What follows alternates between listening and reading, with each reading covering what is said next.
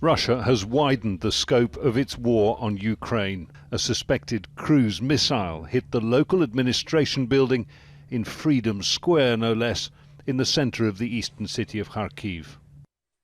Homes regularly come under fire now too. This is an apartment building in the Black Sea port city of Kherson. And this, Kharkiv again. The Russian liberators have come, the man shouts, in the aftermath of Tuesday's missile strike. President Volodymyr Zelensky, addressing the European Union, called it the price of freedom. This morning, 2 cruise missiles hit this Freedom Square.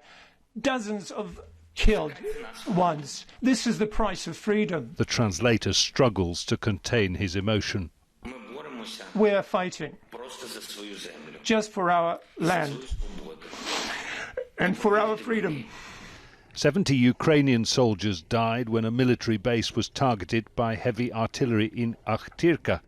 But the veil has fallen from Russia's claims that it's carrying out a special operation aimed purely at military targets. Civilians are increasingly fair game. And as night fell, Kharkiv came under heavy attack again.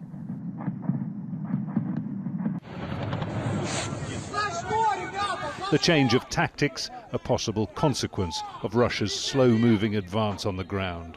Satellite imagery shows a column of artillery and armour, logistics and support units more than 60 kilometres long, bearing down on the capital Kiev from the north.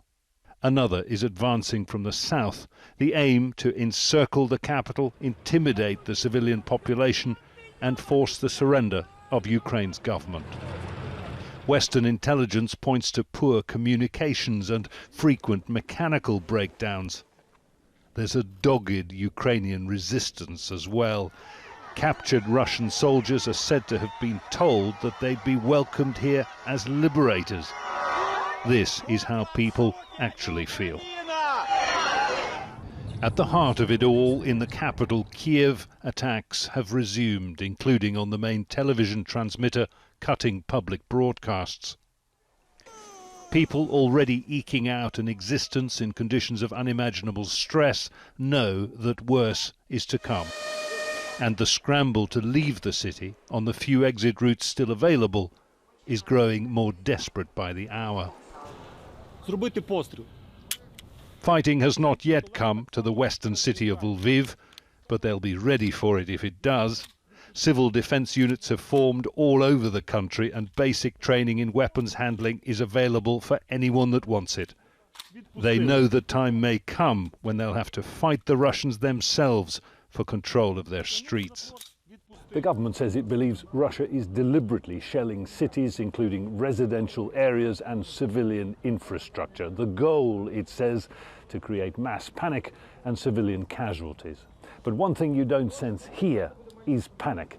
Instead, the steely determination of Ukrainian civilians to resist and fight back. We want to study. We don't want to be afraid. Stop the war. The young in Ukraine, students, multicultural, multilingual, join the chorus for peace. Bright minds whose ideals until a week ago were still intact, whose hopes and hearts now are broken. Stop the war. Stop the war. Jonah Hull, Al Jazeera, Lviv.